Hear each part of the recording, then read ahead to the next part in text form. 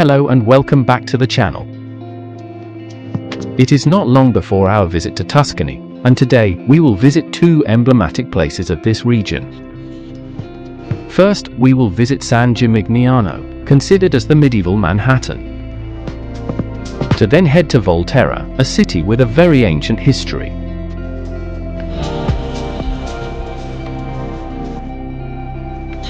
And if you like our video, do not forget to like it, subscribe and activate notifications so that you know when we upload a new video.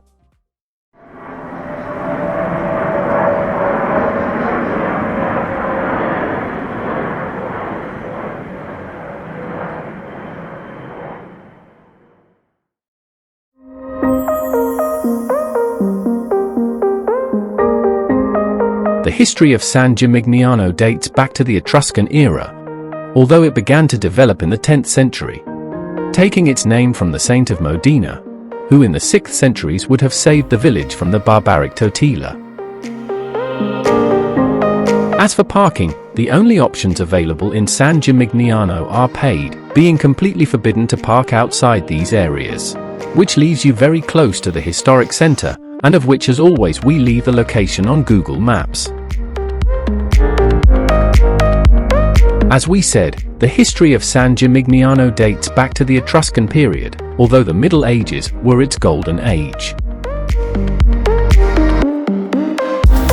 It was one of the richest medieval villages in the whole of Tuscany, thanks, among other things, to the saffron trade, which reached France and the Netherlands, and was also a stop for the pilgrims of the Via Francigena. We access the site walled by the Porta San Giovanni, where you may find buses full of visitors willing to know this city.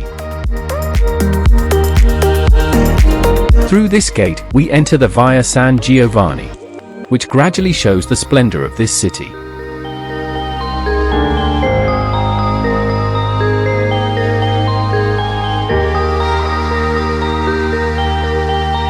The wealth of trade in San Gimigniano allowed some families to accumulate considerable fortunes that were measured by the height of their towers, of which it came to have 72, and of which today only remain 14, being the highest, the Torre Grossa, also known as Torre del Podestá, and which has 52 meters high.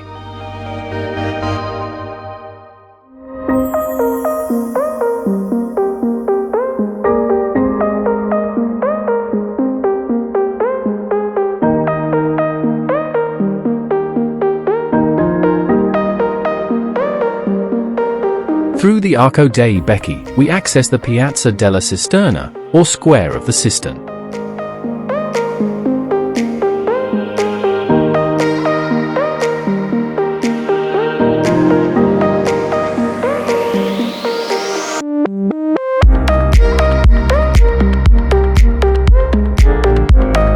This square, in a triangular shape, is located in the heart of San Gimigniano, having as its function to host the market, festivals, and citizen tournaments.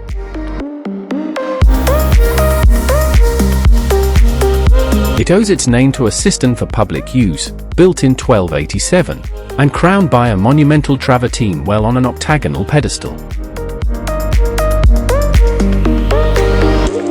Today, the swarms left by the ropes with which the pots were drawn to draw water are still visible.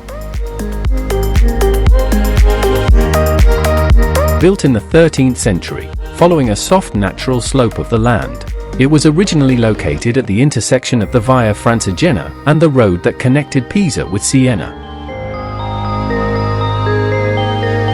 Next to it we find the Piazza del Duomo, where, as its name indicates, after climbing a staircase, we access the Duomo of Santa Maria Assunta, built in the year 1056 and consecrated later in 1148.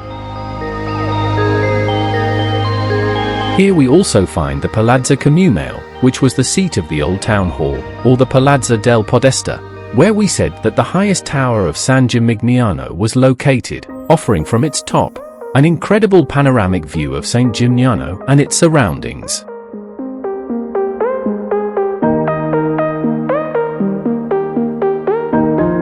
Enjoying the streets of San Gimigniano, we arrive at the Rocca dei Montestafoli, a fortress that dates back to the year 1353, being erected by the Florentines, to whom the inhabitants of San Gimigniano had sought protection after the epidemic of 1348. Today little remains of the fortress, only a few walls, although it is a magnificent place to contemplate the towers of San Gimigniano.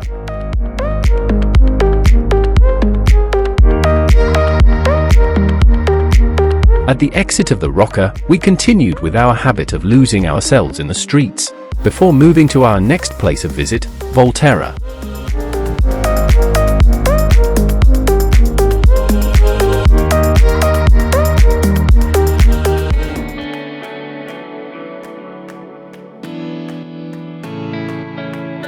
Volterra, like San Gimigniano, is of Etruscan origin, and is on a hill between the valleys of Era and Cesena, being one of the main Etrusc cities, and during the Middle Ages was home to an important bishopric. As for parking, you will have no problem, as you have a large free parking at the foot of the medieval town, and of which as always we leave you the location in Google Maps.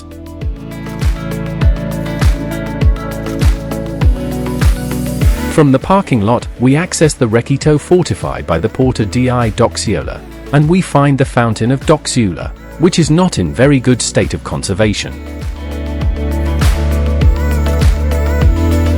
From here, a comfortable staircase will allow us to easily access the historic center.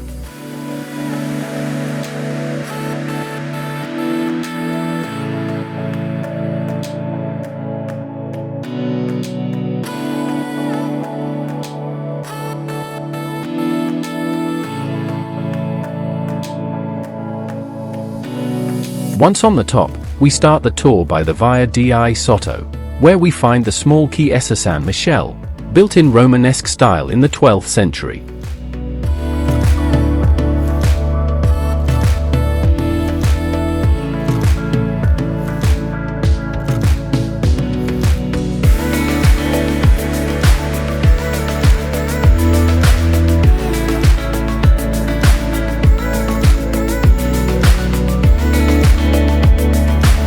Continuing along the narrow streets, we arrive at the Via Buonparenti, where we find one of the beautiful examples of Tower House de Volterra, the Tower House Buonparenti, which is connected by a very high arc of mampostery with the fortress of the Angelerio, and is of the most characteristic points of Volterra.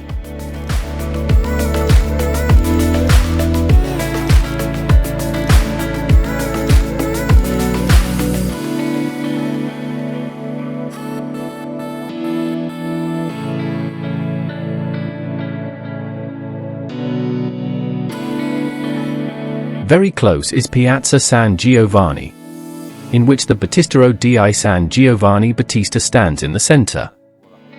Opposite which is the Duomo of Volterra, the Cathedral of Santa Maria Assunta, built around 1120 in Romanesque style, after a violent earthquake, on a church dedicated also to Santa Maria.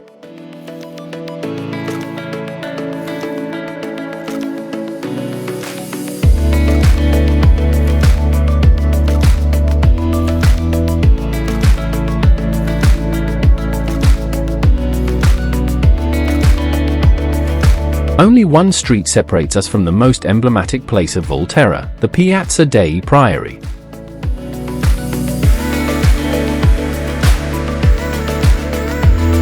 This ancient square is located on a plateau that long before the year 1000 housed fairs and markets. There arose the first civil institutions of the old municipality, and with the growth of the power and wealth of the medieval city, the most important civil buildings were built, especially the priory that today gives the name to the square. In the Piazza dei Priori you will also find the Palazzo Pretorio and the Porcellino Tower, one of the oldest in the city, the Palazzo Vescovile, an ancient cereal warehouse, the Palazzo Incontri or the Palazzo de Monte Pio, being admirable the 360-degree view of this place. But the most striking one, without doubt, is the Palazzo de Priori, formerly Palazzo del Popolo and now Town Hall, whose construction began in 1208, and was completed in the middle of the 13th century, highlighting on its facade the arms shields of the commissioners who ruled the city. And here we end our visit to Volterra, with some regret as our vacation in Italy is over. Although tomorrow we will take advantage of the day back to make a couple of visits.